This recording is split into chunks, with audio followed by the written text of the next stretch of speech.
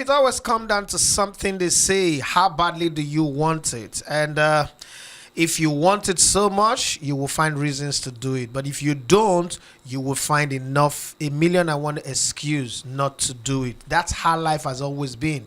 That's why I have a phrase that I like. Life is a game of choices and consequence. There are no excuses. Whether you make an excuse or not, it is left for the world to accept it or not to accept it. But then somebody also said that if you want to go fast, go alone. If you want to go far, go with a crowd or go with people.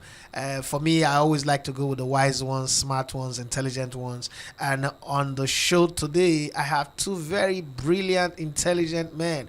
One is the voice of the Nigerian League and the NNL. Yes, you have Peter Drury and Martin Tyler, John Champion, Jim Beglin in England, and you have all the others across the rest of the world. But then we have who we have in Nigeria. His name is Emmanuel Sebastian. He's a Liverpoolian, so he never walks alone. On the far side of the screen, I have my man, an Akokite, an erudite professional, a man who is both an analyst, a reporter, a producer, an editor, and everything you want. He's a one-man army. He's a one-man guerrilla force. When you have him on set, you know that analysis and everything about the game will be beautiful. Last week, we're here squeezing on the baby, and everybody said all they had to say. Well, my name is Idafi Matias. He loves the company Legueta on the sports. This is the Gliders on the BETWGB TV.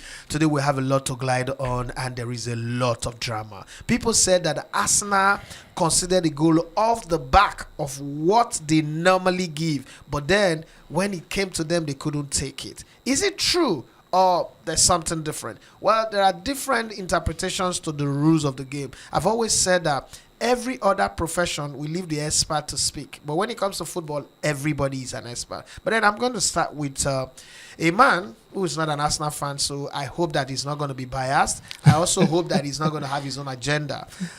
Emmanuel Sebastian, first off, good day and welcome to the show. Privileged to be back on the show. It's been a tough week, like from a whole week in Ikene, and then the Lawyers League. I'll definitely come to that. The Lawyers League yesterday. So, but it's good to be back. Wow. And yeah, Lawyers League. The drama yesterday was heavy. I lost my voice when that Templars goal came in. Because when you were screaming, I was like, Emmanuel, calm down now. This is just small. This is small football. This is general football. Sometimes you don't know when he carries you, and that was because that I was was looking at you, I was like, Emmanuel, why are you doing like it's the World Cup commentaries? But then again, that's the mark of the man. The professional in you was on display yesterday. Let me go to. It's not a Yoruba demon anymore. It's a Yoruba angel. He's my brother. Thank you for what you are doing for my image. Someone that I love a lot, and someone that has helped my business grow a whole lot since last year till this time. Mikolo, how was your weekend? And it seemed like you're a happy man right now. I'm actually very excited that you're 4 points away. Apart from that, I want to give you a special number. But before I give that special number, I need to thank you for what you're doing to my image on this show. I think I've spent the last year fighting Joy and her demons, always trying to call me a demon. But now I'm moving away from that tag. And for my special number, people in the comment section wanted to join me to sing "O'Neil to the Arsenal, O'Neil to the Arsenal, O'Neil to the Arsenal, O'Neil." Woo! Wait. The old way is the fashion way. Yeah, wait. I want to ask you, Emmanuel. Now that you said this, you said it for wait for this. Are you saying that Arsenal will lose the title? There's 2 more games to go. We won this title. No. Hold on. Arsenal won this title since the Everton game. There are 2 more games to go. We also that City fan drinking Arsenal tears. We are in there now. I cannot celebrate a 1-0 victory. No, I'm not saying you should not celebrate. Just It might be you. Come match the 38. It might be me. It might be you. If you bring this special number, come now. When Arsenal lose the title, I'm just saying. Just the next 2 games, 1-0 to the Arsenal. Okay. The next 3 games, safe. Well, including the Champions League final. There's this story, but let's leave it No, for let the me hear final. the story. Let's leave for the final. No, let's hear the story. No, it's between Crystal Palace. If Arsenal wins the title, he gets Yes, Palace now, gets 10 million bonus and all that. That's why they Arsenal are play final Palace games. the last It's of easy the money season. to pay now. Palace have a final to play in the Europa Conference League, so And they people are rest their beginning players. to insinuate That Palace could just open for Arsenal. It's not the to first like- time now. Did you not see West Well, Ham? it's- Did you- I don't know if you get what I'm trying to say. You know, Well, But are there not been videos, right? QPR players were jubilating with Manchester City players in 2012. no, that's last even two that's seasons, even a long one. last three Did seasons, Tottenham West Ham. Hotspur not deliberately lose to Man City? So It that Well, was- West Ham not singing with Manchester City 2 seasons no, ago. these stories will always come. Eh. Even a few seasons ago, Villa and Grealish. No, not even Villa, You not know, insinuation. that's- I'm talking of the one that they openly said. Did Tottenham Hotspur not openly say we'll rather relegate? They almost got relegated this season. But Do you know that if the tables were turned, if the tables were turned, it's Arsenal that is in the position of West Ham. Arsenal in position of West Ham. And Spurs, the tables are turned. Yesterday, Spurs would rather lose so that Arsenal does not win the title and get relegated. That's how bad it is. But hey, that's a maybe I different. get relegated too I- far, but I don't. yeah, they would rather I don't- lose. I mean, Did you not see? Did you guys not see videos of a Tottenham fan on Talk Sports? She was angry and walked out for a result that favored them. yes, now. Do you not understand?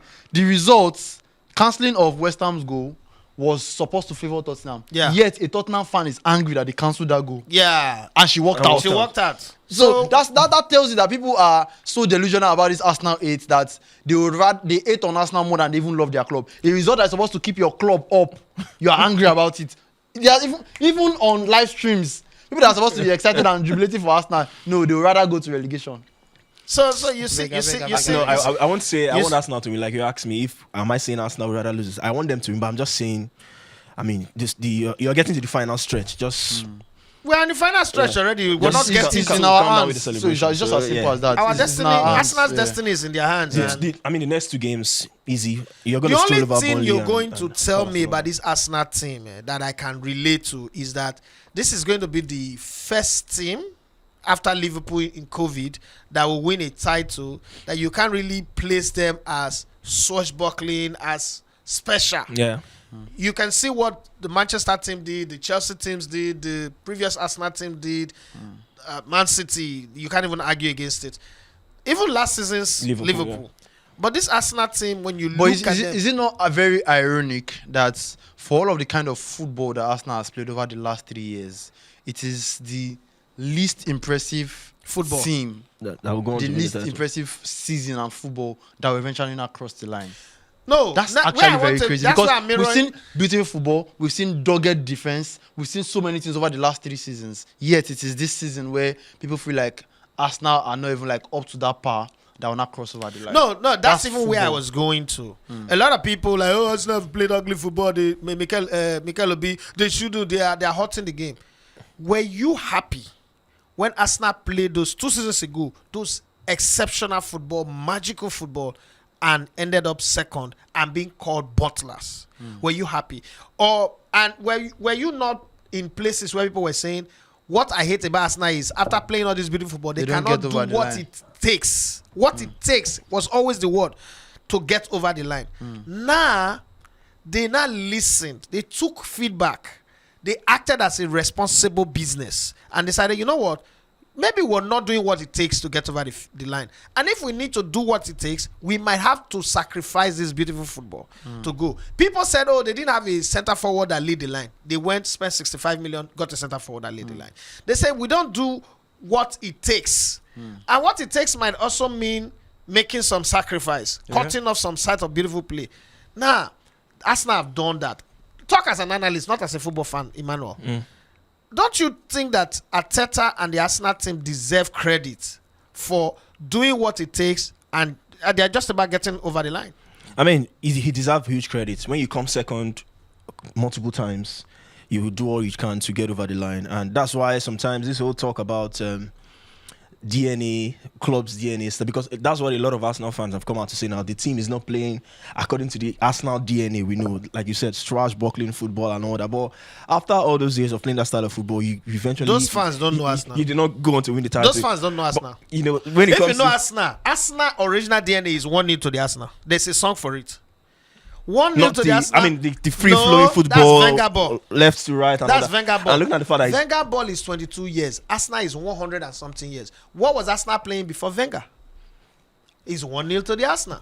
They've been playing that in the 80s, in the 60s, in the 70s, in the 80s, in the 90s. That's for you, but for the majority of the young Arsenal fans who started supporting the team during Wenger's era. I don't know, like Nicola. I don't know if you supported Arsenal because of the way they played, you know, the style of football they play. So that's why sometimes it can be contrasting. But the thing is that whole lot of fans and all that. But do you like it when Arsenal was playing that DNA football and they were not winning for 22 years? That's what I'm saying. That's why sometimes the whole talk of DNA, I don't buy it, because you want to eventually go on to win, and you do all you can to go on to win the title. So, like Arteta, he's come out second a couple of times. So, and now this is a chance. That's why people see Arteta now more of a Moyes kind, no more of a Pep Guardiola kind, because I mean he played under book managers. We didn't employ Pep Guardiola. That's why sometimes some Arsenal fans don't care. You know, just get over the line. Because I mean, a few times ago on our separate show, I asked you, would you rather see Arsenal win the Premier League than the Champions League? You went for the Premier League because yes, I want the Premier League. That's where that's the That's trophy, where the insult is now. That's where most of the banter has come in from for Arsenal fans and all that. So I don't care about, you know, the whole style of play. I mean, if Arteta and Arsenal go on to win the title, they deserve it. Whether you say they play good football, they play, you know, route one football, or whatever you want to say, they rig their way to the title, the whole set piece thing and all that, because that's the old talk that have been coming now. You can say bully their way to the title, you know, so or I don't care about way to the bully their way, yes. Rig, no. Yeah, one thing I can say here, and let me put it on record, and this is going to be crazy. If Arsenal does not win the Champions League this season, they will win it next season. So I'm not praying for it. You know me, I don't like, oh, let's pray for it. No, I'm not praying for it. They will win it next season with Arteta. And, you know, there are times in this season where I have said Arteta should be fired. I think I need to apologize for that. But if the guy wins the league, just the league, leave the Champions League. So what's making you change your mind? Because I remember you said even if he goes on to win it, you still don't want him at the helm and all that. So because he's not doing some right of those things that I was expecting. I think that once a coach begins to show unnecessary loyalty to certain kind of players, I struggle, because that's what Wenger did and put us in this mess from 2006 up until when he left. It's like a trigger, a PTSD kind of thing. It gives you this, oh, this is where we're going. We've been through this road before. Unnecessary loyalty to players.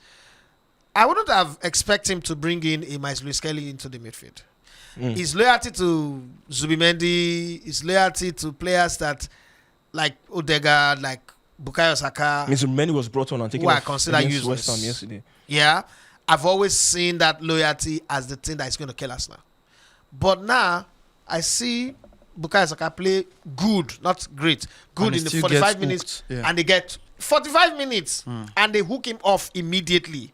Sometimes, I think like also the balls, right, to be able to also pull out Zubimendi after bringing him on was also a very big one. Yeah. You know, normally a normal Arteta would stick by the decision because he wants to satisfy his ego and all of that. Also, even this Luis Kelly thing, before now we would not say we'll continue using Zubimendi until he runs him to the ground. But he's coming. He tried him against Fulham. The boy delivered, and then he stuck with him even against Atletico Madrid. Then he did it again against West Ham, and now also he felt like, oh, I made a mistake, right? And he came out publicly to own it. White should have gone in for Mosquera should have gone in for White. He made the mistake, took Rice to CB, and then eventually still rectified the mistake. So I think that's learning, that's growth. You understand? That's him also beginning to now. Let's not forget. I think people are so harsh on Mikel. This is actually his first managerial job. Yeah, I mean, this is his first managerial job. So if he's still learning on the job, it's very justified. So I mean, I feel like he deserves all of the credits for whatever it is. I think Arsenal deserve the credit as well for standing by him for, you know, without winning things for a couple of years. Other clubs can do that. There is no coach that would have come into Arsenal at the time Arteta came in and actually win things. But still, some clubs still will not accept it. Let's not make Arteta look sticking with him for 5 years. But let's we also have to give credits to the owners, to be honest. Yeah, that's what I'm saying. Like, so yeah, but let's not make Arteta look like he was a bad coach. He was competing against a young club Liverpool and in Man City. Pep Guardiola's Man City. The same Man City that made Jurgen Klopp go on sabbatical.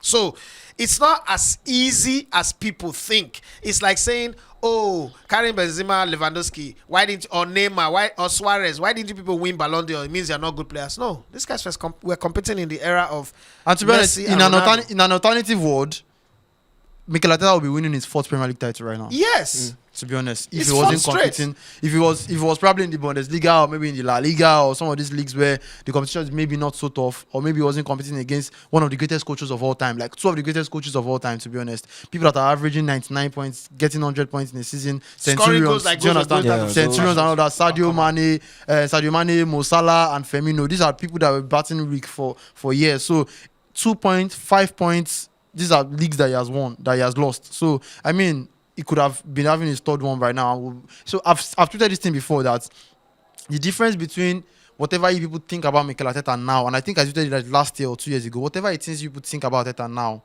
and him being called a genius is just titles.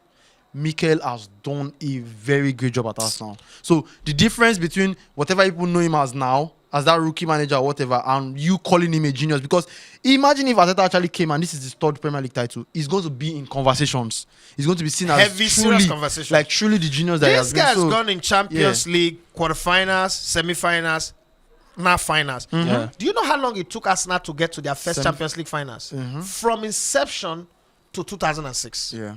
And then after that, 20 Arsenal years have later. not seen finals in 20 years. Yeah. In short, in the last years of Wenger, 5 straight years, 16. they were round of 16. round of 16. Bayern, Monaco. Monaco, Lyon, FC Barcelona, anybody. This Arteta have come in and have beaten this Bayern. Anybody you throw in front of him, Arsenal are in the finals of the Champions League without losing a single game. Yeah, I don't know how you want to describe it. I don't know how you want to explain it. But some of the best have. That's a decent run. Yeah.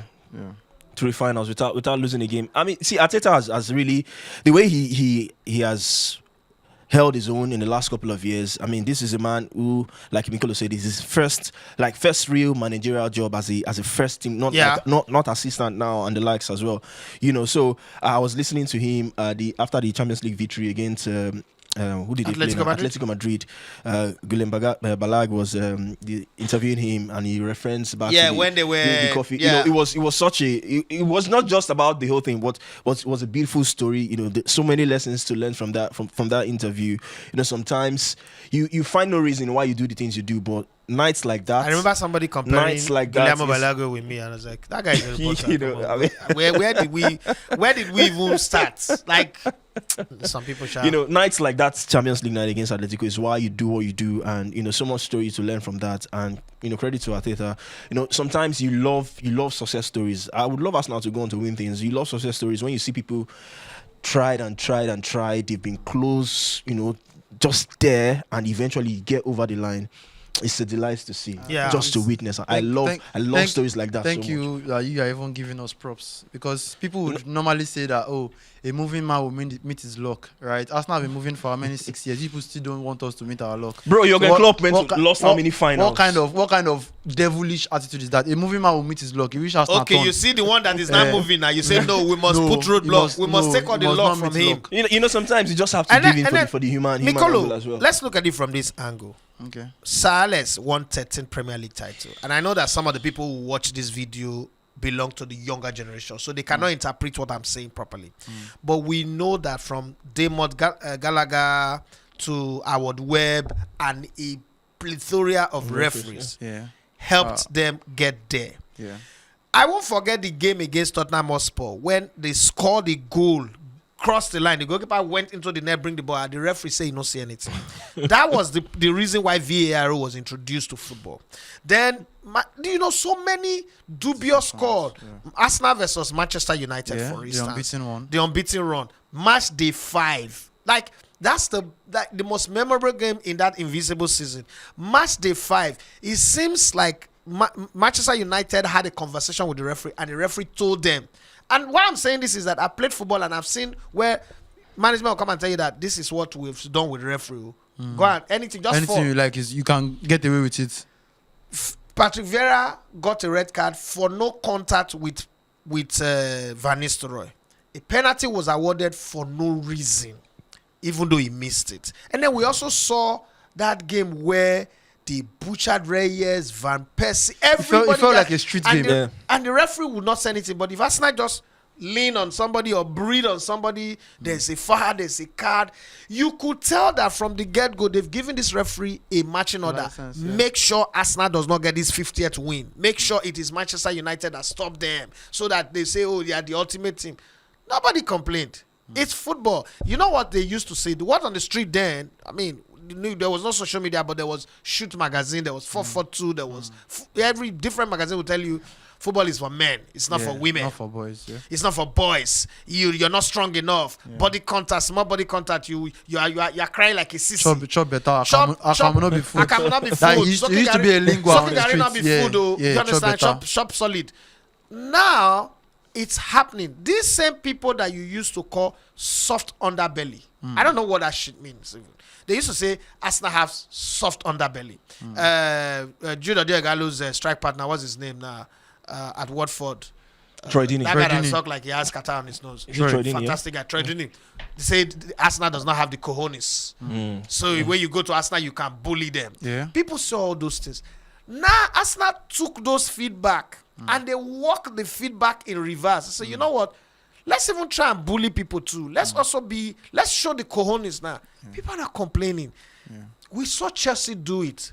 Bully players, opposition, bully referees. Antics, we dark praise arts. them. Yeah. When a referee sound a whistle in the... We've even seen them come on podcasts that Jose Mourinho told them that. Jose Mourinho taught us that they cannot remove two center back. When you go up and you fall, the other one should fall. We're not called dark art. What did they say? Say Jose Mourinho is a genius. How would he even know the rule to apply? He not get to Arsenal turn. It's not haram. It's not terrorism. It's not Strait of Hormuz. It's not this one. It's not that one. It's strange for me. But let's move on. I thought you wanted to ask me something. No, I'm coming. I'm going to ask you. I'm still with Emmanuel. Emmanuel, are you still on the train of sack slot? 100%. I never left that train because, to be honest, I mean this past weekend was the boiling point because it's obvious that the fans are running out of patience. You talked about managers having the balls to make certain calls.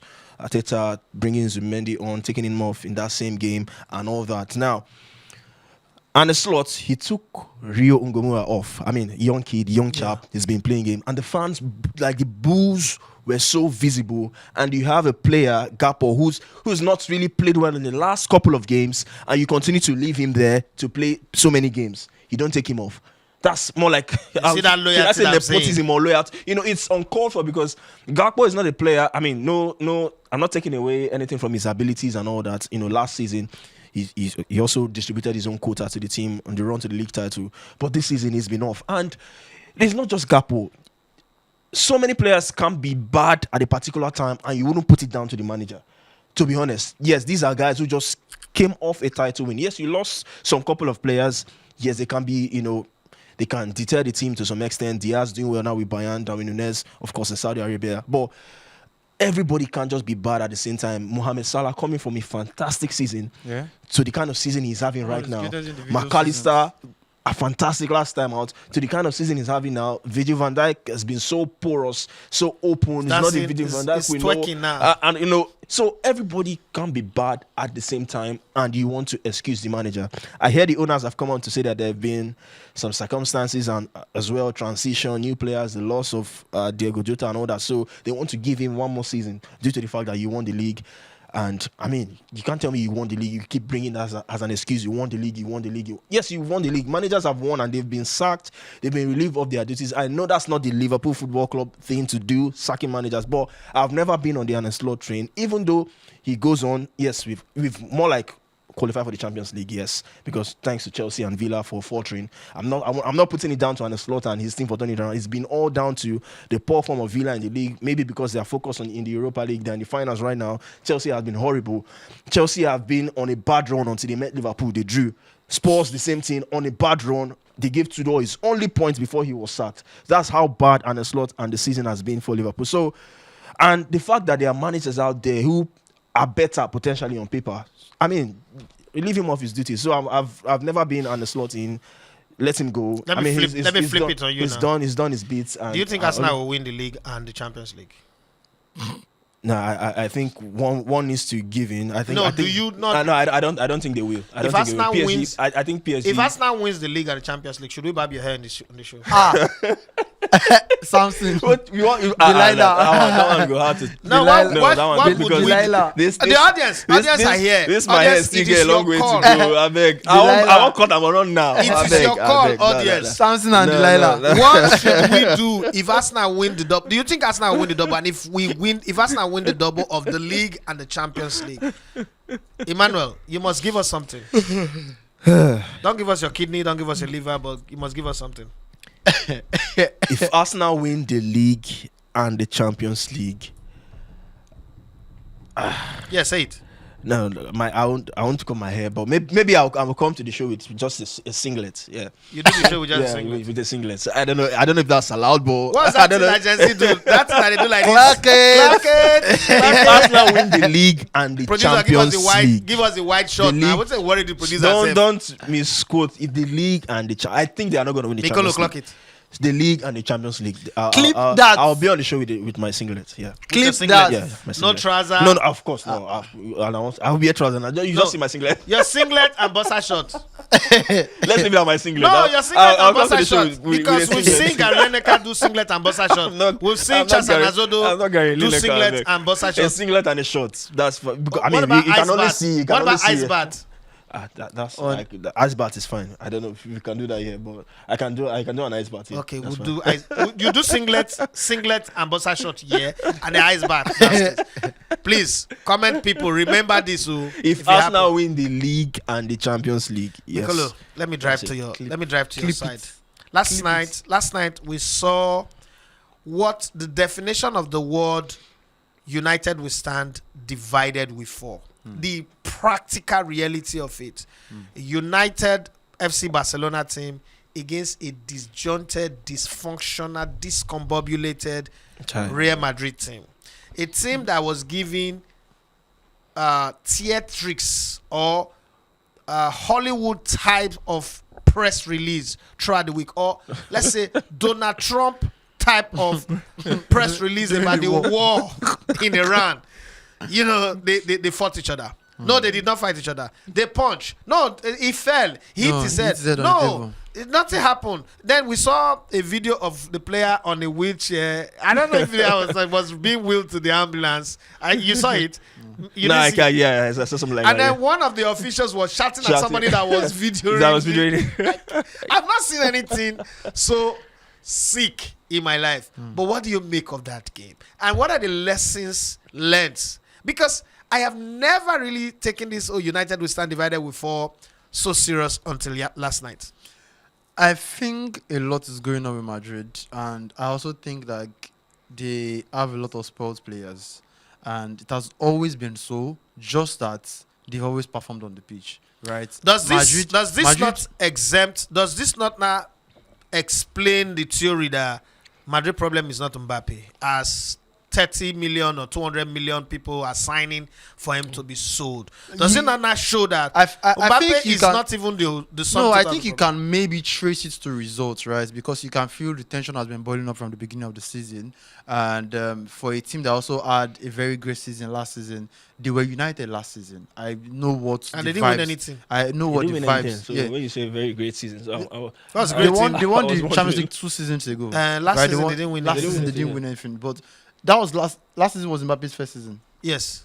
As it was. So they won before Mbappe came into Yeah, the before he fold came and all in. of that, and it felt like the vibes were very nice. Also, that was the season where Vinicius was supposed to win The the Ballon d'Or. You know, Bellingham was having a very great season, and then it just felt like I don't know what to make of the Mbappe addition, but I can also tell for a fact that it's not working. Right, he's scoring the goals, he's getting the goals, but I feel like there's been situations where you feel that there's been like a clash of egos, right, in front of the goal. So just like what we've seen with Benzema, I think Benzema came out to say one time in an interview that you know, there's always a hierarchy when it comes to Madrid. You know, somebody has to play for somebody. But over the last 2 seasons in Madrid, we've seen a very visible clash in Kylian Mbappe and Vinicius Junior. So obviously there's been an issue there. You cannot deny that there's been an issue there. For example, we are playing Mbappe as a 9. He likes to also come on the left, which has caused a lot of drama over the course of the season. So majority of the time they are lacking a physical presence in the box, right? Because he wants to dictate how they should play. And I feel also because of the theatrics that was involved in bringing Mbappe after how many years, after how many seasons, he has so much leverage, right? We've seen so many things that he does in the dressing room. We've also seen the kind of power that he has with the French national team. Even before he left Paris Saint-Germain, we've also seen a lot of issues. We've seen his issues that he had with Luis Enrique, the PSG team that has become a super team now. We saw what Mbappe almost turned them to become. There was a game that came up this weekend where people saw that Luis Enrique subbed off Kylian Mbappe. He went into the changing room, dressed up, and went to sit down with his family in the stands. Right? This is a different contrast to the PSG that we are seeing now, where Ousmane Dembele can even be subbed off at last time, and he's still working his ass off and running the entire mile. So we've seen also those videos where Luis Enrique was talking Kylian Mbappe one-on-one session, telling him how much he has to run to be able to give for this. I don't know if you guys have seen it. There's a video that is trending online where Luis Enrique sat him down one-on-one to say, "This is the kind of image I want for you. This is kind of picture I see you. This is the performance I expect from somebody that's supposed to be the leader of my team." Everybody has to work for each other, but it has now spilled off from what Mbappe was at Paris Saint-Germain, and I genuinely think that attitude has also brought him to the Madrid squad. And it now feels like at a point there's been so many theatrics going on, even before the Tchouameni and Valverde fight that happened. Before now, there was something that happened last week where, you know, Madrid players started posting themselves with Vinicius Junior, and it felt like there was a solidarity. There was a camp thing that was going on. Like some people were belonging,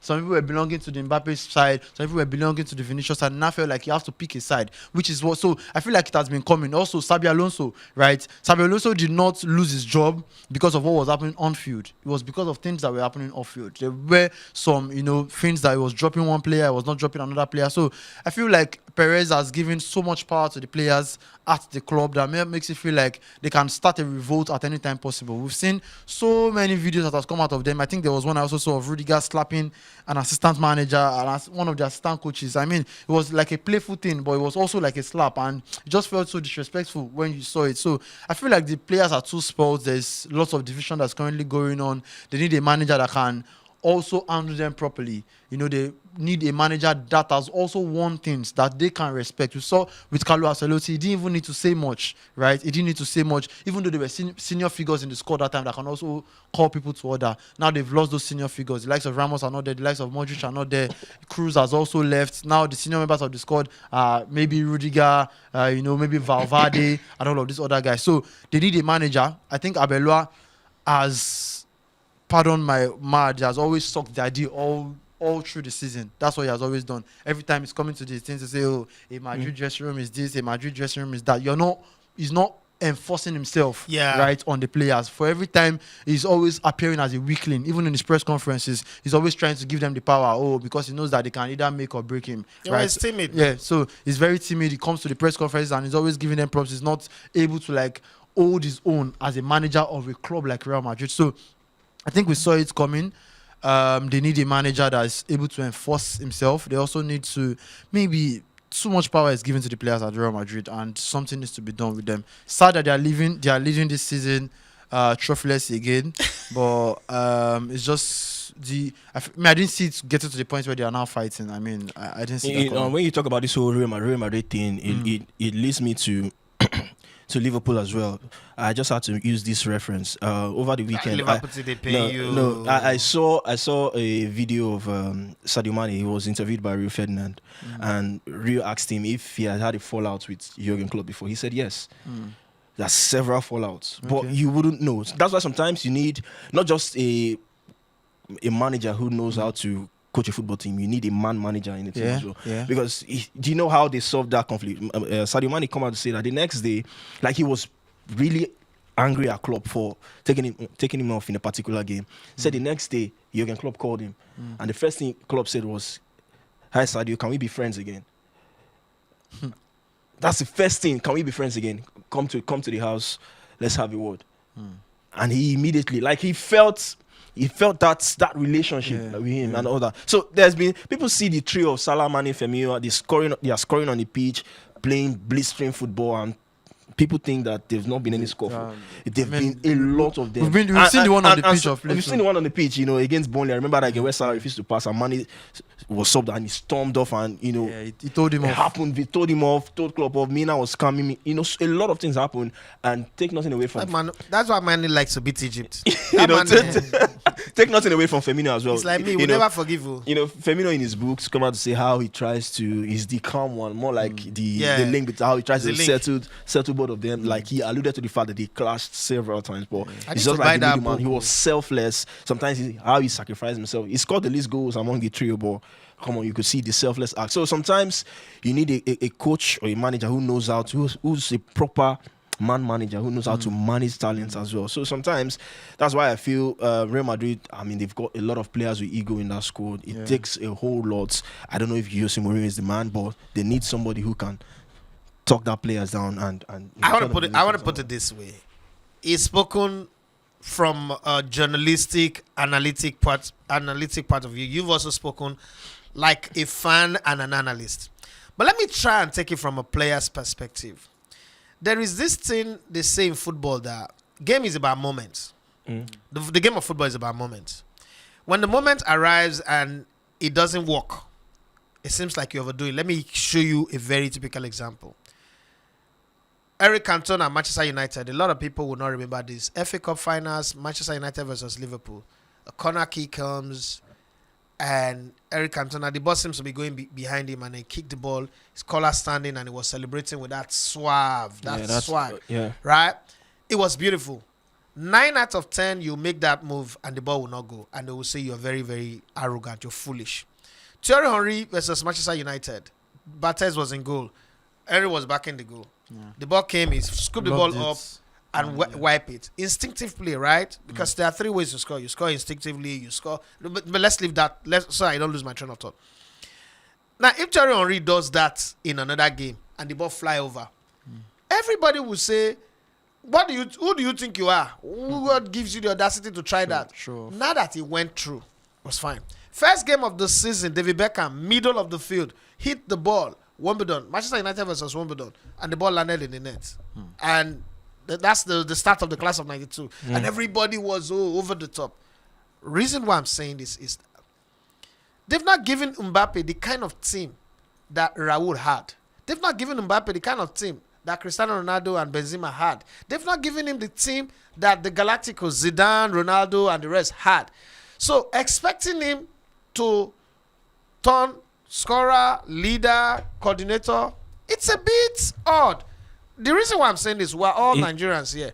If Mbappe was Osimhen, think about it too. Let's pause. This is Osimhen. And this old talk is coming and they're blaming him for dressing room unrest and all that. Would we not say here that we have the analysts or people are doing too much? Because I need to find a balance. Let's say he's Ademola Lookman or is he an Osimhen, is a Nigerian player, an African player. Would we not ask the question? The team that Ronaldo played in had Mesut Ozil, had was it Snyder in that team? No, Snyder had left. Had Mesut Ozil. Then there was Luka Modric. There was Gareth Bale. There was Toni Kroos. There was Isco. There was everybody that make things happen and serve it on the platter. Now, look at the numbers that Mbappe had done in terms of goals. Is that not the normal expected goals? You guys that like the SG thing. For a striker, or you want him to score 91 like Messi 2012, or score 50-something or 60 like Ronaldo. So if a normal striker is expected to score 30s and 40s, is that not the normal goals that he's supposed to score? Now that he scored those goals, does he have a Luka Modric, a Toni Kroos, and does he have a defense line that have Sergio Ramos and Pepe? Because this midfield, now this is, before I let you talk, this current Madrid midfield and their current defense, I think they still have a great goalkeeper. If you put them behind Ronaldo and Benzema, would they win the things that they want? So the thing is that I think we also should also look at the context of what team did Mbappe meet and how were they doing before he joined them. They won the It Champions could be League the end of the era. No, they won the Champions League 2 seasons before they joined them. They were still playing very good football, and Mbappe himself is a fantastic footballer. Now, since you have decided to look at it from the football aspect, let's also look at it from a footballer aspect of things. Yeah. We're a group of people, right? We're a group of friends at Madrid, one of the biggest clubs in the world. Yeah. We have a superstar in Vinicius Junior. We have we have Jude Bellingham in midfield. We have Valverde. We have people that we know that they have played their roles. Before now, we didn't even need a superstar number 9. I mean, they won the Champions League with this guy ended them. What's this guy that usually come on? Joselu? Yeah, Joselu, yeah. to come in Joselu. and head the ball. So it didn't even need too much rebuild that was going on. You then come in as one of the biggest stars in the world, right? We are welcoming you to the field. But we are playing you as a striker. We are playing you as a number 9.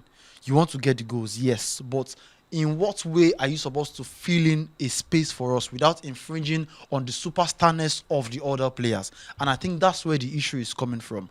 Mbappe has a bigger ego and feels like that is his team. Vinicius, on the other end, also feels like this is my team. This is the team I've put on my head for how many seasons I've won. Is it 3 Champions League that Vinicius has won with Madrid now? And feels like he has done enough to also be considered as the number 7. Let's not forget that number 7 is an iconic number at Real Madrid. He got the number 7 shirt, was very close, had a very fantastic season, and I still feel like he should have won that Ballon d'Or. Normally, he would have a Ballon d'Or at this point in his career, or probably one of those other things. But this is Vinicius' team. Mbappe just came into the side. Let us play together. Play as the number 9 while I play as the number 11. And we can get our goals together. But what happens when then you start coming into my position and trying to dictate how I play, right? And trying to get all of the attention that's coming in. I feel that's going to be an issue. And I think that's the way. That's why the previous Madrid teams have found a way to work together. As big as their egos were, they still had an hierarchy and they had mutual respect for each other. Toni Kroos, Luka Modric, they were not competing. They were collaborating. They were complementing. Casemiro did not mind doing the dirty job just for Toni Kroos to get the ball. I forgot for to mention Modric to get the Casemiro. ball. So Sergio Ramos and Pepe complementing each other. They didn't even care who was getting the highest defender shout or whatever it is. So they were a proper team. So I feel like Kylian Mbappe's inclusion has actually scattered the dressing room, if I make bold to say that, because of the stunts that I saw that was pulled 2 weeks ago by the players, where everybody now started posting with Vinicius Junior picture. I believe there's something going on, and I think like his ego has come into, and he's not an innocent person. That's the problem. Do you understand? He doesn't have a good behavior trail, especially with his final years with Paris Saint-Germain. We saw what happened. We know what happened. We've seen what happened with Neymar and Messi. We've seen what they've said about him, about playing as a team, even in this team. We've seen him try to score solo goals, even when he had Messi and Neymar on the pitch. If you guys remember Paris Saint-Germain those years. So we've seen his, so he doesn't have a very good antecedent for you to take him away or absolve him of the blame that's currently going on in the Madrid dressing room. So if people say Mbappe is at fault for whatever unrest that is going on, I believe them. As much as he's a player, I totally and adorably, I really like him. But if they say that he's having attitude issues, then he has a trailblazer, he has antecedents. We've seen what he has done How come he's doing well with the French national team? 2 World Cup finals is not a joke. Because that's another question. Because how do you handle such players? Yes, there's ego, there's everything. What's that you Didier said. Deschamps doing right? Yeah, so But I it's think still And the French that's- national team is doing right. So I think that if he had probably met a Carlo Ancelotti at Madrid, right, it would probably have been a different game, because I know for a fact that Did he not do one season with Carlo Ancelotti? everybody respects Okay, no, he didn't. Carlo. Everybody No, respects no. Carlo. Left immediately after the Champions League, I think. So everybody respects Carlo, and that was when they brought in Sabi. Yeah. I think that was when they brought in Alonso. So everybody respects Carlo. Everybody respects the coach, and everybody knows their role in a superstar team. And I think that's also what's going on with the French national team. Didier Deschamps and all of that. Even though I still feel like even at a point he still has a lot of power with the French national team as well. But I mean, for this one, I think there needs to be like a proper meeting. Maybe Florentino Perez will have to step in back. And also, we are hearing rumors about Jose Mourinho. And if Madrid, for all of the things that Jose Mourinho is currently if they are still trying to go for Jose Mourinho, then just know that there's an attitude problem in the dressing room. It's as simple as that. Because I don't think you want to be getting a Jose Mourinho for his tactical prowess at this point in time. There's a lot of coaches that can handle that. For rumors to be that they want to get Jose Mourinho, then you just know that there's something they want him to come and fix, which is the attitude problems, and they feel like he's the only person that can handle the ego of all of the people that are presently in that dressing room. And I believe I'm right. Well, 96 games for France, 56 goals, 62 games for Real Madrid, 55 goals. It doesn't say anything. Numbers. Let's go on this. The numbers are insane. Let's go on this break. Will we come back and continue the conversation? But let's go on this break.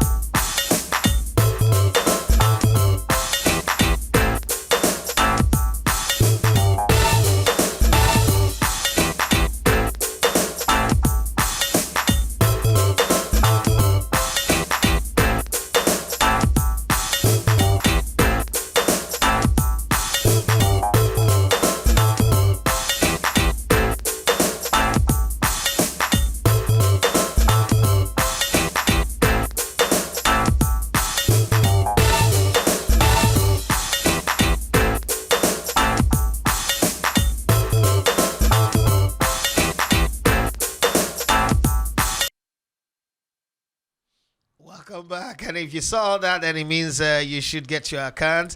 Like it is said, bills don't wait. Your winnings should not wait as well. And you are sure of the best cash out, payout, fastest payout on BETWGB. Having said that, let's come back again and circle around this conversation. I'm always saying this, and I was somewhere this weekend. I was having a meeting with some guys in Toyota, and we're planning, just talking what we'll do for the World Cup and all that, what is possible for the World Cup. And the Mbappe conversation comes. Oh, David, what's your position with Mbappe? You think he should be sold? You think he's a bad player? And I said, let's put it this way, Victor Osimhen is in that team. And all these stories are coming out. But 55 goals in 62 games for Real Madrid. Would you support the idea that he should be sold? And they all looked at me. I said, yes, let's have that conversation, because we have similar drama at the AFCON, and you people came out and said it was passion of the game. Why are we now not seeing passion of the game in Mbappe? Because the job he's required to do, he's doing it well. Is it his responsibility that they don't have a coach who can manage the players? That's not his job. Is it his problem that Florentino Perez buys players and expect them to just gel? That's not his job. Everybody who knows Mbappe know that he plays to the left. He drifts to the left. He's another Thierry Henry. Why are people not making the sacrifice so that there will be, a balance on the team? Because the job of scoring the goals, he does the scoring. If the people are not defending well, the midfielders are not playing well, that's not his business, right? So, do you think that Jose Mourinho will come in with a condition? Because it seems like the Yogi Club conversation have died. Yeah. Maybe the man has look at the team and say, you know what, I can't put this on my CV. This fire is too much. I can't put this on my CV. I can't go from Genge pressing. This guy, there's nobody here that will press. Because the story was that Klopp was interested and he wanted 6 or 9 players gone. And I'm sure they've told him, Oga, not in this club. You don't have that kind of power. This is not Benteke. This is not Liverpool where you came in and you did a full flush. When you come here, you coach what we have. Even Capello didn't do this. Ancelotti didn't do this, so you don't have it. So maybe Mourinho is coming. Do you think that a Mourinho can come in and wed the fabrics of these players together and form a team? Let's not forget that Mourinho have also gone into some dressing room that he couldn't handle. We saw the Tottenham Hotspur All or Nothing video where he was talking to people like Dele Alli. I remember when Dele Alli was on fire. I also remember this thing that people are saying to me now about Bukayo Saka. I remember saying exactly the same thing about Dele Alli, and people almost killed me. See today. Same with Wilshere, same with your workout.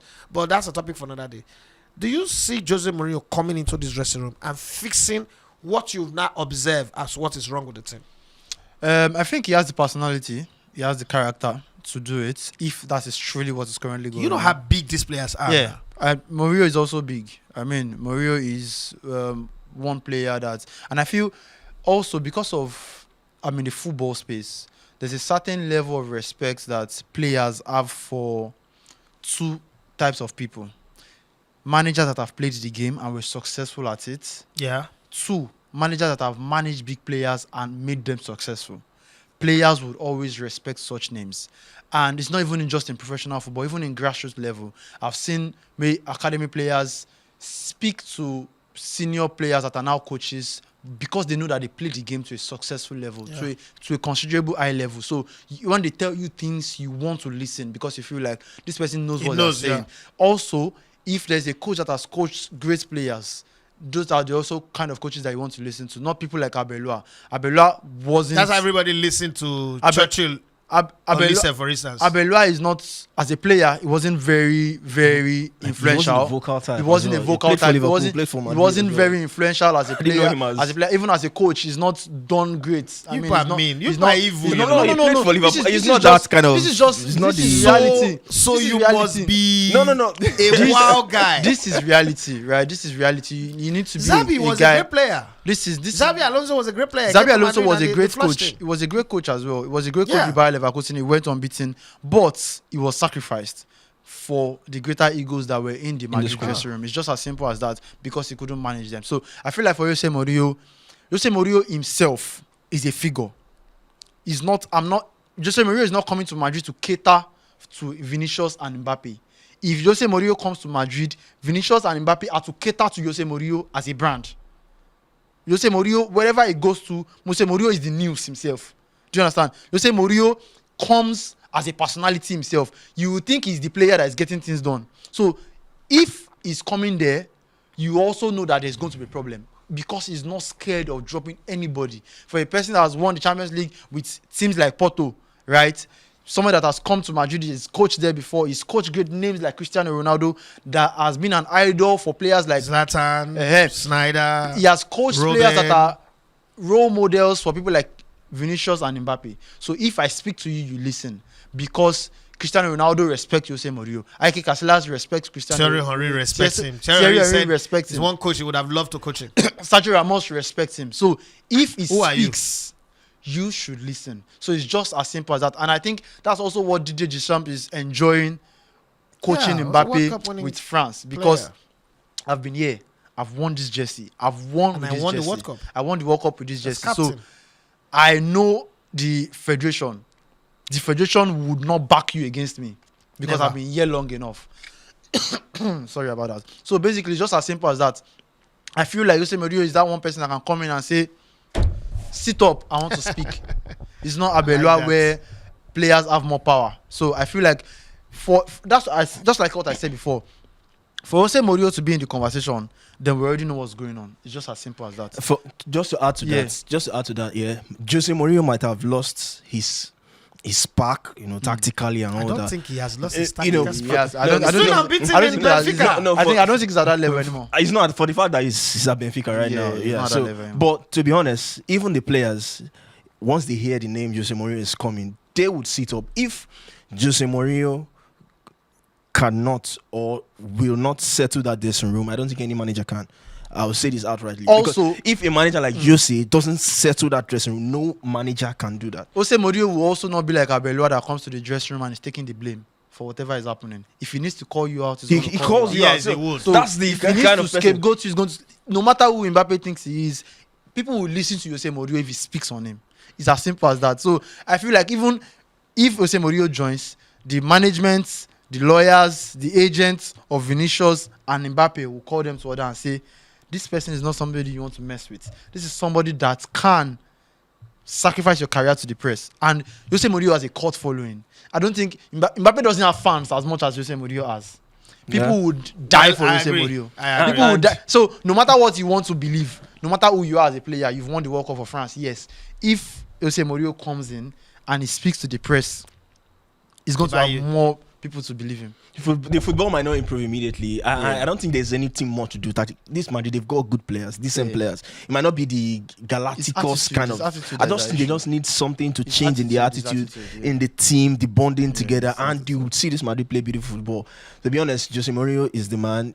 I just feel that if he can't handle it, and the fact that Perez is leading the push, we hear that the president is the one leading the push for Mourinho to come back and all that. Just like so the fact that he's the one leading the push, just like Perez saying, "Oh, now don't spoil it." He no say na crucial I know times. good He no say I na know. crucial time we Yeah. did. So this is the man to do it. Like I said, he must have lost the spark, but at the mention of that name, we know what he's done. He's Every been there. name must bow. He's been there. Yes, man. Mourinho has been there This is at crazy. Madrid. He's won things at that same Madrid. So it's not like he's coming as somebody who's new to the terrain or who is new to those kind of limelights, coaching a club like Real Madrid. No, like the Alonso's, the Abel. No, he's not new. He's been there. He's done it. So I just think It's just like the Pep perfect man coming do to that- your to team do that and as well, you are yeah. misbehaving. You can bench anybody. No, not bench. Sinjani Renders has not seen the light of day Pep since does when? not bench people. He doesn't unless there's no window. Uh, Do you see what he did to Cancelo? It go sell you. Come out. Straight Oh up. God. So, and When Jack Cancelo started acting like I won the Champions League for you, okay. club owners also, they know. You so go if and you use are that bringing him, ability then to you win know what Champions you League for are, another club. you know what you are bringing in. So, I would like us to now play the devil's advocate. Now jump into the future and start doing some things. There's a possibility that this is going to be Pep. we have not congratulated Barcelona for winning. Well, we just spoke about it. Well, To be honest, Arsenal West Ham had more hype. Yeah, this than, team- than El Yeah. Clasico. When I yesterday. said That's to you crazy. the other day that there are no more Derbies, yeah, we're talking about some people were in the yeah. comment section that why would I rate Boca Juniors River Plate over? Did you see the video I sent you? Yes, there was a Prague derby as well this weekend. Yes. Slavia Prague and Sparta Prague. Slavia Prague were leading 3-2. Despite the fact that they needed to win to clinch the title, fans on the pitch with flares. That's what derbies count. With flares on the, they wanted to have a go at the opposition player. Mark With Wahlberg. flares El on the Clasico pitch. now, He they was Do you know scary Mark Wahlberg? to see. You know Mark Wahlberg, Bro. right? The actor. Is it Mark Wahlberg or Matt Damon? That video that I sent you. What's that name? Mark. I forgot the Wahlberg other is name. Mark- Yeah, Mark I forgot the Wahlberg, other the name. trans- I saw the transformer video. guy. I'm like, His wife is Argentine. Oh. His wife's uncle is a fan of River Plate or Boca Juniors. they wanted to go for the derby. They So said, he was in Argentina. "Come alone, don't come with you." He now told this. He thought he was in America, Where you can just carry- sports activity is Carry family picnic. and all that. So he told the wife's uncle that I need ticket for my wife and the children and all of us. Let's go and watch this. They say this is the biggest game in biggest Argentina. The uncle told him, "You cannot take my sister and these children, my nieces and nephew, to that You game." go alone. He said, "What? This is the biggest game." He said, "That's the reason why." You should not go. You don't know what's going to happen. They there. now he now reluctantly went with the guy. When he went to the stadium, he said on match that there was a gap in on the sitting area, that these fans were this way, then there's a gap so that if you throw bottle or anything, it will not hit these people. That's one part. When the game now ended, they told the fans of the home team, wait for 45 minutes, let these other people go. They had to use barbed fence to demarcate fans. As well. If you see the multiple barricades, I was explaining that you could feel the ghost bump on him. I've seen somebody's vlog tugged in. This guy tugged in on YouTube. He went. That's even a different one. This one is like it was documented it. This is what they call derby. Last night there was El Clasico and it didn't mean And anything. people were discussing Raya People more were than. talking Raya. People were talking the what's it called, the hand of what's it called, Declan Rice. Yeah. Nah, that brings me to that dark act or whatever. That West Ham goal that was disallowed. That was what I wanted to bring to you earlier. Was it rightfully disallowed? Was there a foul by Declan Rice on a West Ham player, grappling him before, or the hand on Raya eliminates any other foul? What is your honest take? Leave being a fan of us now. What's your take? All right, so my take is that is as straight as it is. That any day is a foul. That's infringement on the goalkeeper. Because obviously it limits his dive, it limits the way he's able to grab the ball, because eventually ended up flapping the ball away. And obviously, for so many reasons, and I think for also so many fans, we know why first off, I think we should all agree that was a foul. If we cannot agree that was a foul, then football has fallen off. So how do we agree? That obviously was a Emmanuel, foul. do you agree that was a foul? That was a foul. My issue is Wait, it's not about your issue. I don't want your I'm issue. going to go to Wait, your hold issue. on. Yes or no? I'm going to be honest. You would analyze I'm your going issue. to be. I'm going to Was be honest that a about foul, the issue. Emmanuel? It's a foul. No. It's a foul. All right. Then- then forget his issue. No, Let's you can't forget my issue. Let me I'm go. not going to It's a forget. foul, I'm not going there's to no forget. issue. You So can't forget my issue. I'm going to be very honest, right? So the honest truth is that was a foul. Obviously a foul, right? And now to the issues of where fans feel like, oh, there's been dishonesty and all of that, is that I want to say that. So my issue is 3 issues. First, it was a foul. I mean, see it on the Secondly, screen. See the hand of the player. there's even one from the back, right, where somebody was pulling him. Then somebody was.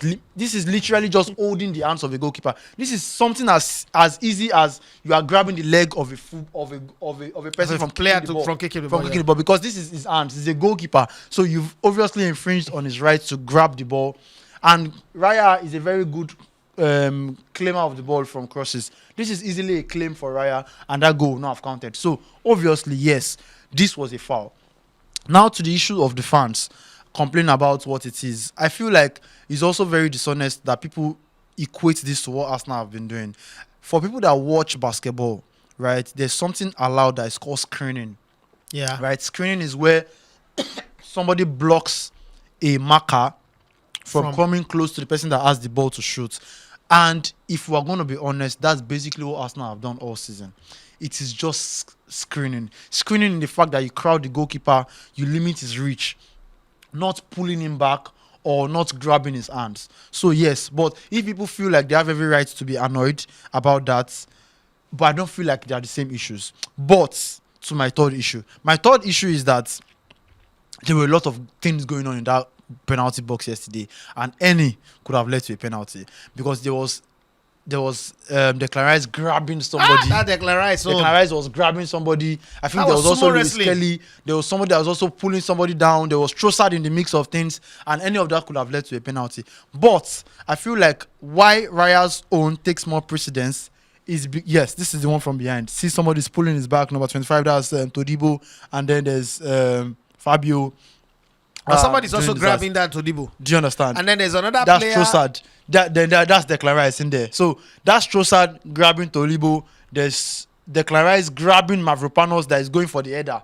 Right? Yeah. So a lot of incidents were going on in that box. But why it takes more precedence is because of where the area in which the ball landed. Thank you, producer, Right? for So this. where the ball landed has more precedence, irrespective of whatever it is that is going on in the box. We saw the previous day, Bernardo Silva pulled down somebody from Brentford in the box, but the ball didn't go towards the player. So obviously, you cannot call that a penalty. call that a penalty. So obviously, why we cannot call this a penalty is because of where the ball was headed to. It was Raya's cross to claim, and then it was infringed on, and then it led to a clearance, and then they scored from there. So obviously, yes, it was a foul. It was a right call, right? It was a right call. If fans feel like they have a right to be angry because of the way Arsenal have scored their set pieces all over the season, I still feel like Arsenal have not done this, right? It has not been this bad for Arsenal all through the season. What Arsenal done is screening. And also in screening, I've seen other teams also start to do it. I've seen Manchester United score a goal from screening this season. I've seen so many teams now Liverpool. also adapting to screening, right? Screening is different from foul. So I feel like it's just Jose Mourinho's Chelsea did a lot of screening. so he's screening, you just try to disrupt the goalkeeper. I mean, somebody literally grabbed Ramsdale, Aston Villa. That was the start of the arc. Aston Villa, Watkins grabbed Ramsdale from behind. This was not even screening. He was holding him back and the goal counted. So, I mean, it's just as simple as that. And it's football. Emotions were high. People are jubilated at the equalizer. So I understand where the pain is coming from, that it was cancelled and people thinking that should count. But I feel like if we want to be truthful, and I feel like I banter a lot, and this is my own stance. I banter people, I banter teams, but I don't think I banter to the extent where I start saying very obviously stupid things, right? So this Look at obviously this. Yes. So what would this say? This was against Manchester United. Saliba clearly holding Lemons, and this goes to That's it's so- my, so- I was so talking about it my is- issue. it It is is very a close, consistency. right? That's why people were angry. Arsenal have scored goals similar to this, and it's two. This is not similar. So This is not it's similar. still in holding the goalkeeper, This is impeding not- the he did not goalkeeper. hold It's the the goalkeeper. same This thing. goalkeeper The is goalkeeper is this constant goalkeeper is in off the ground. Huh? the goalkeeper is constant in both situations. That's what I'm saying. So that's why people are angry. This is different from the one that was scored yesterday. This is even if you see this one before Again, this, thank you, producer, wait. for also bringing yeah, this. I like the fact that he's bringing it That because is just before my this issue. ball came in, right? Emi Martinez was manhandling Gabriel Magalhaes in Nah, this position. let's was talk about the goal, pushing not before he and came in pushing and- him. The lift of Gabriel Magalhaes was after this goal stood.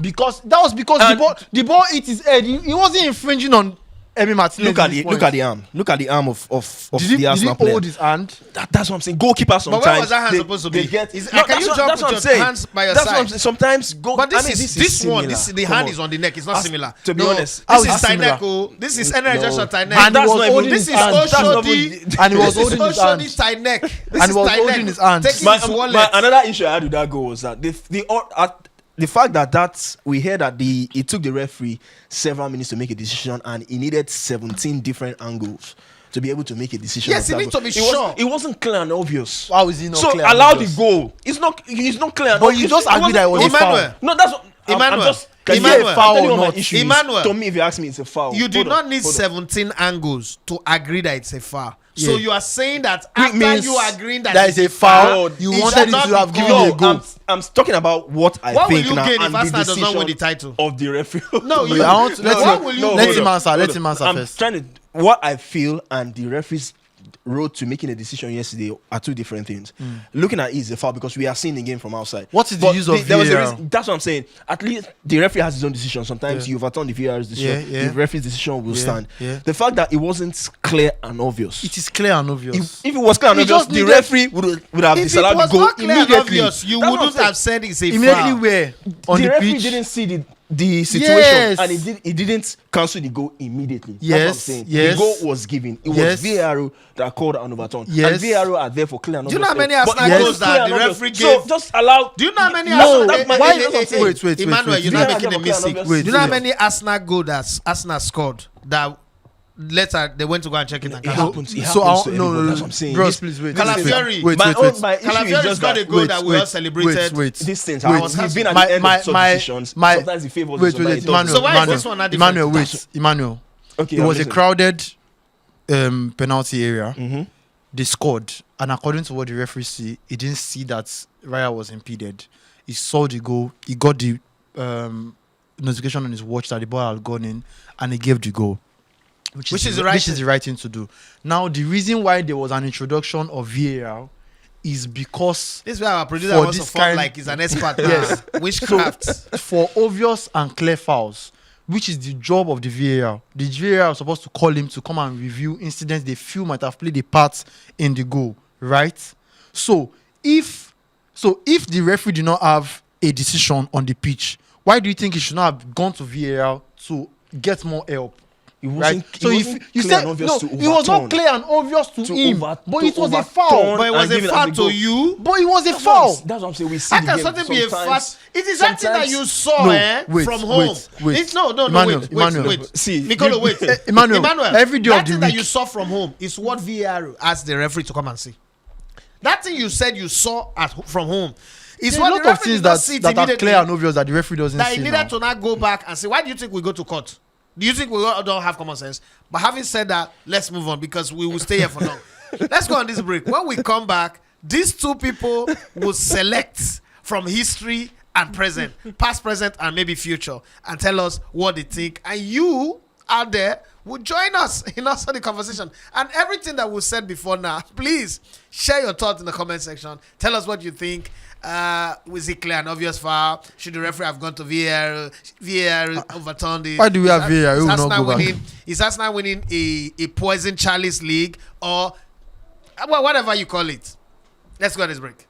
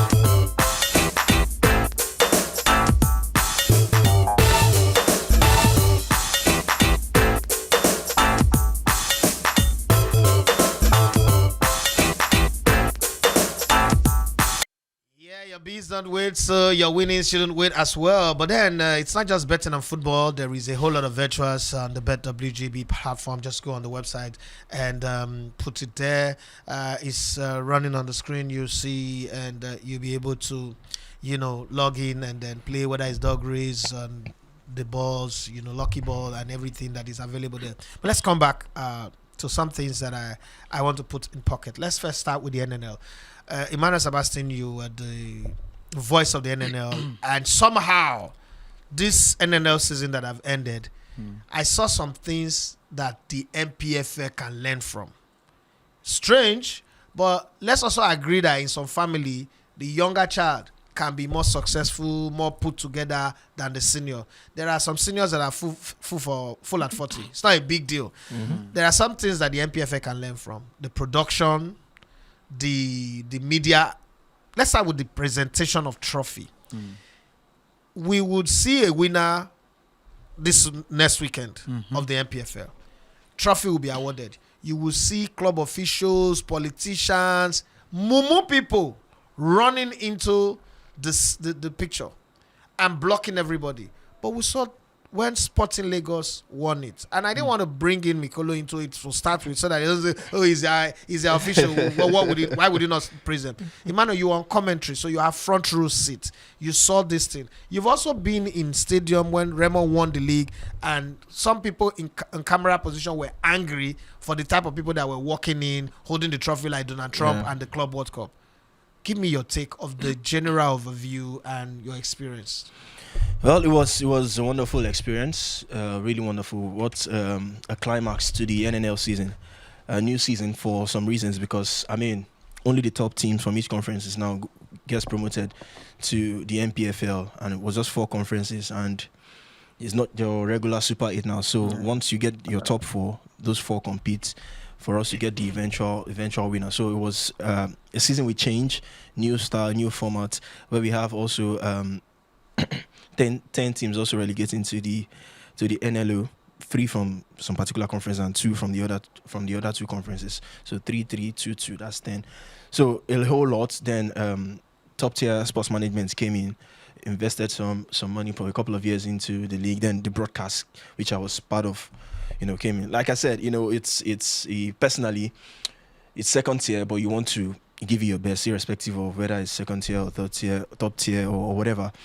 But the whole thing, it was challenging, to be honest. We still have people in the system who are more like oblivious to new ideas, to new changes and all that. We still have people like that, where you feel you are trying to bring something new, trying to bring change, but there's still people there who are just opposing it and stuck with the old ways. So it can be really challenging. But the second stanza where top tier came in, it was really massive, both through. Shout out to Spotlight Hub as well. They've been there before top tier came in. So I'm not just here just to talk about the organization that I play as well. Spotlight Hub, they've been there from the very onset, giving updates about the NNL. So TX3 Sport just came in to add spice to it. So it's been wonderful. The final day was really, people, they talk of I've seen some couple of should I say complaints from some of our media colleagues, media friends, that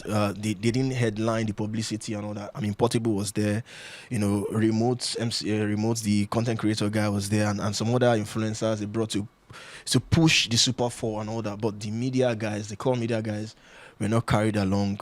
And maybe there's a reason for that. What was your number? That's what in terms of the reach, because that sparked a whole lot of conversations. Whatever complaint you have, what was your number? So that's, people look at it from the fact that numbers make the call. Like it's a numbers game and all that. People reached out to me and said that why are they not reaching out to you? You should. And I tell them I don't have the number that justify it.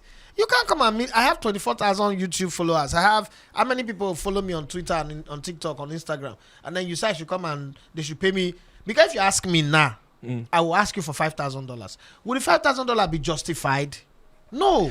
I just feel there's a way both can be blended. While you're looking for numbers, still also, bring the media guys in along as well. The numbers is still there, the entertainment side will still be there, but I just feel there's a way both can Were they angry when the Portable and the Fekata game fight went on and they didn't invite them? Were they angry? Is that not sports as well?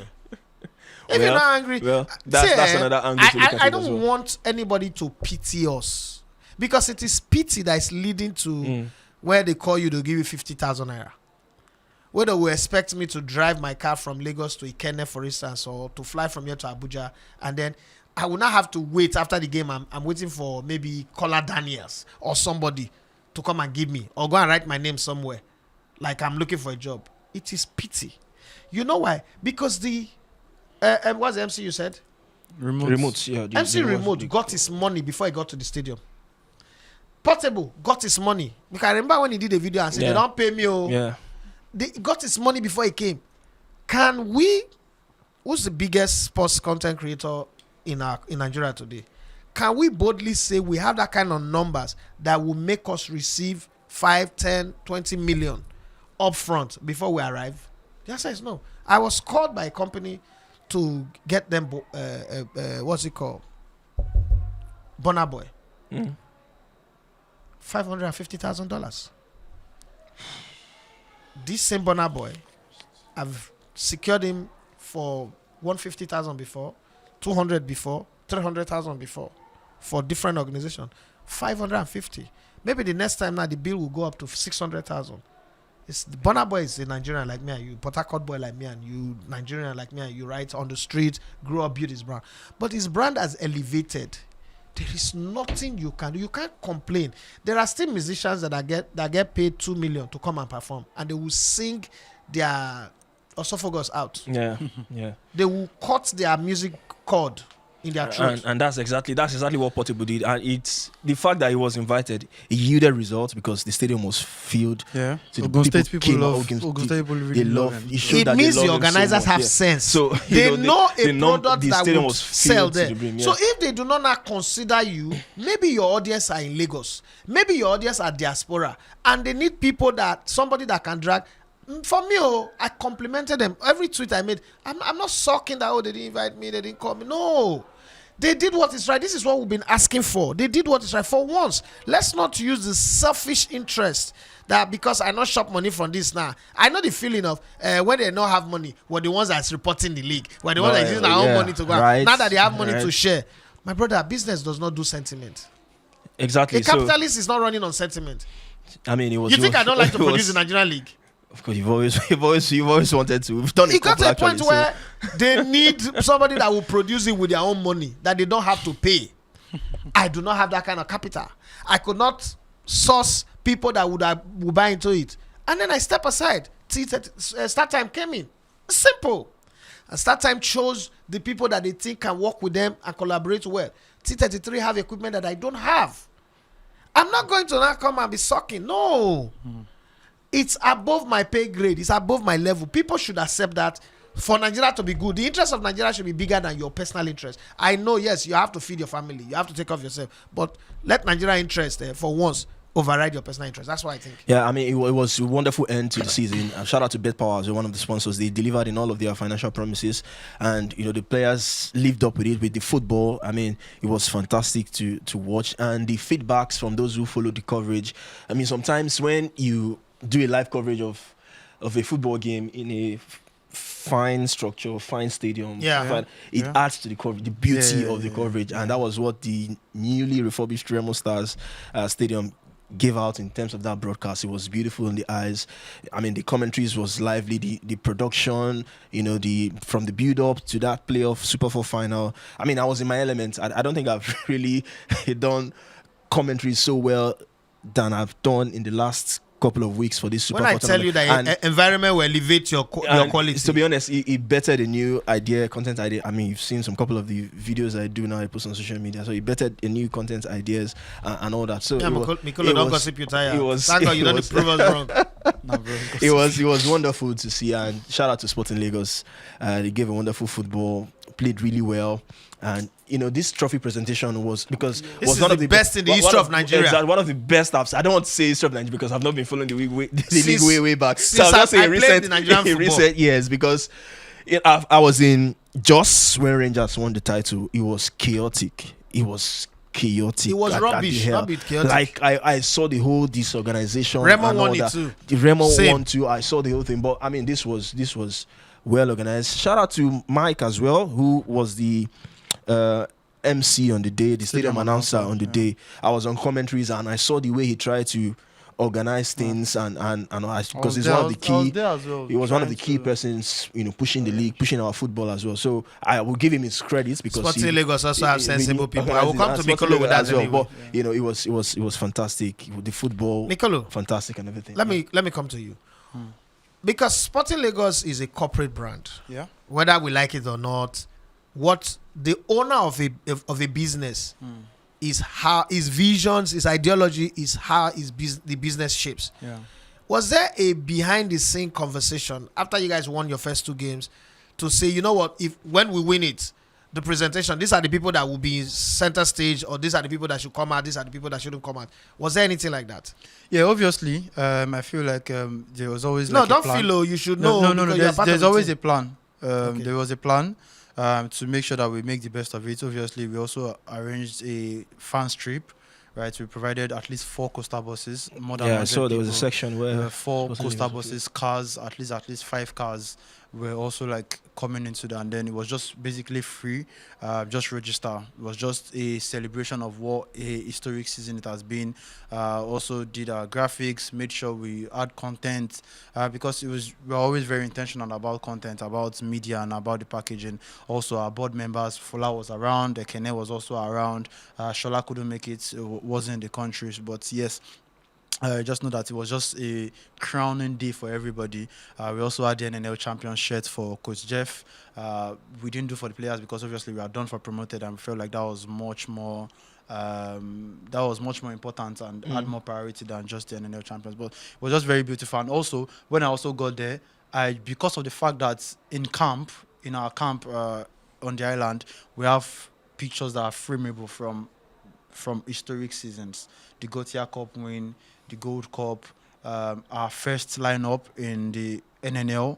About for the Niger Super 8 as well. The one from the Niger Super 8, the win from the Niger Super 8 as well. The first team from the MPFL season, the first team from the first NNL season. There are frames of that are framed all around the camp, both for the senior team and even academy, landmark session. So I knew obviously that we had to produce those kind of moments as well for this win. So as much as Mike was on the microphone during the stadium announcement, I was also there trying to make sure that we got the right pictures. Yeah. I had also spoken to the captain beforehand on how to present himself, because I mean we've seen Solomon, so many issues. You saw Kwara in Lagos State FA Cup last year, where somebody just came and just snatched the trophy. I wanted to give it to the chairman. I think we've seen so many of those kind of issues as well. So I needed to avoid that kind of thing. I can't be involved in a club where we're having those kind of issues. So obviously I had spoken to the captain of the side, Solomon Loco.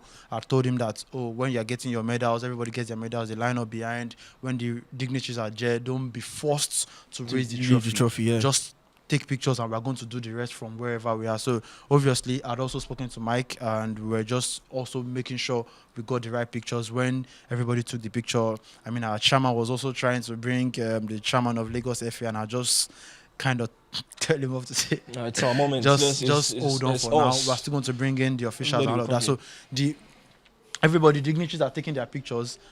Please, you can leave. Right? That's it. And then I think our chairman, Mr. Godwin, was trying to bring in Mr. Gafar, and I was just like, for this first picture, we just needed the players and the staffs. You understand, like the backroom staff, not just all of it, because we were also staffs and all of everybody behind. But I just needed to make sure that we got that picture. And after this picture, I also made sure I organized one by one. After this, the staffs joined. After the staff joined, and I organized the one for the fans as well. The fans also are joined, and at the end of the day, we had great pictures to take home. And also, yesterday was like the after party. We had like I got the email. I just couldn't. I didn't attend as well. Yeah, because of the fact that I needed to be very early, and it was also like a 6 p.m. thing. There was the Arsenal match. The party was 6 p.m. Speaking on the island, I stay very far.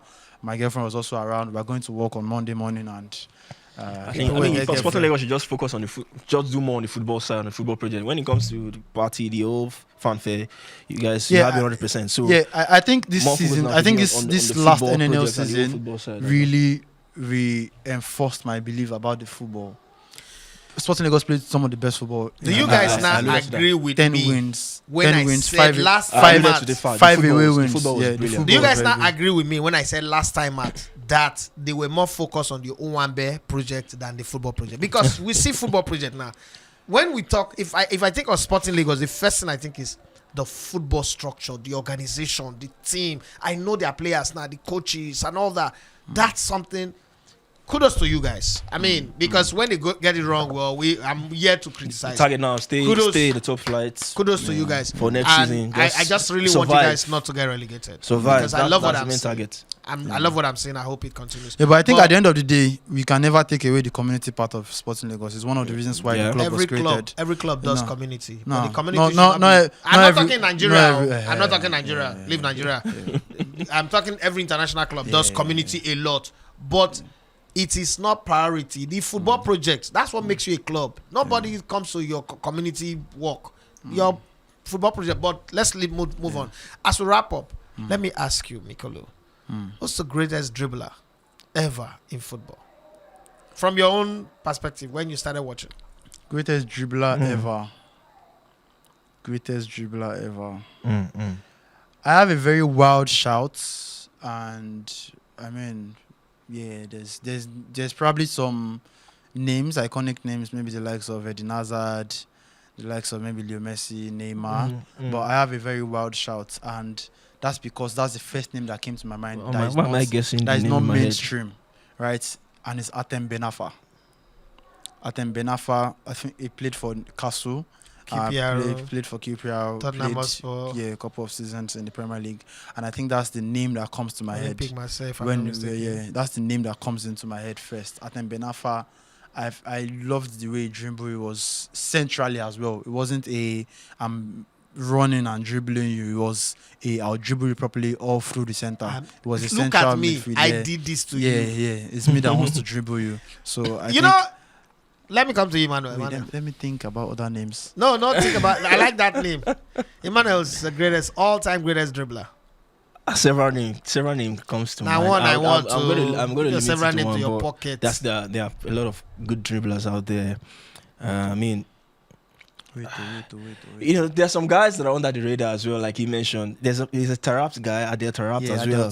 Who I think Cooper at the time is very trickery, good with his feet. But I'm not saying he's my greatest dribbler of all time. But Who is your greatest? Calm down. That's your dribbling. I would say Neymar, to be honest.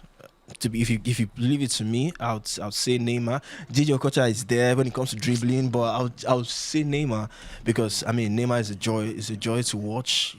His dribbling, his skills. Sometimes you can't predict the skills that comes to his. I'm talking about Neymar Santos now. When you watch clips, even more of Santos, not even more of Barcelona now. Neymar Santos, his dribbling skills were out of this world. The things he does, you can't imagine how he thought about that. It's just reflex. It just happens.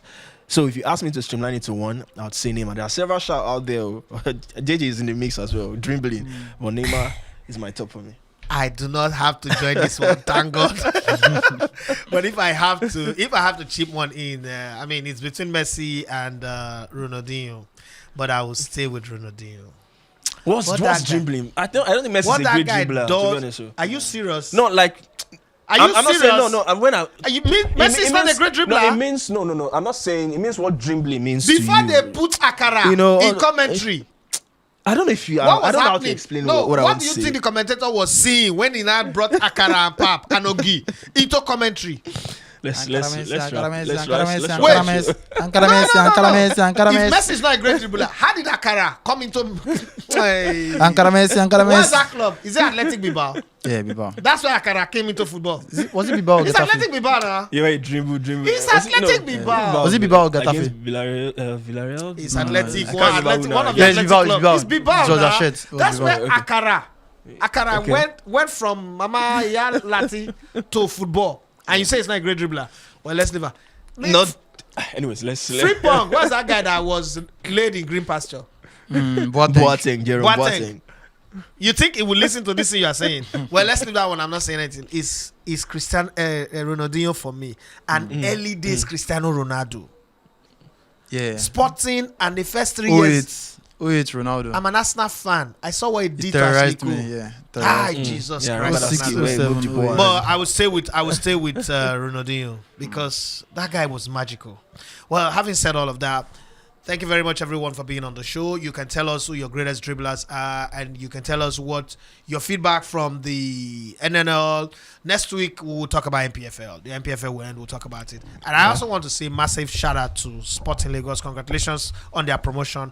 But massive shout out for them showing the older club how it is done in terms of structure, in terms of organization, in terms of branding, in terms of putting your best foot forward, even in a very ugly and dirty environment.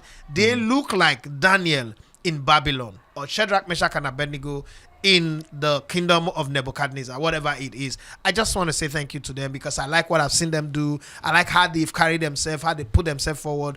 I just hope that in the next MPFL season, they would, rise as high as possible and go represent us on the continent. Yes, they might get beaten, bashed, and trashed. Just stay in the league but first. I just want them to keep staying in the league. No more relegation. No more being champions of NNL. Just stay in the league continuously. NNL, God forbid. Because they would be seen as a standard for people to copy and follow eventually. Yeah. Thank you very much, guys, for being on the show today. It's been a been the pleasure. Gliders. If you love what we do, continue to engage us so that we'll do more. Because if you don't engage us, you don't comment on the comment section, we might get fired. And you don't want to yank us off air. Thank you very much. It's been Idafe Machiesogene alongside Mikolo and Emmanuel Sebastian. God bless you all. Peace out.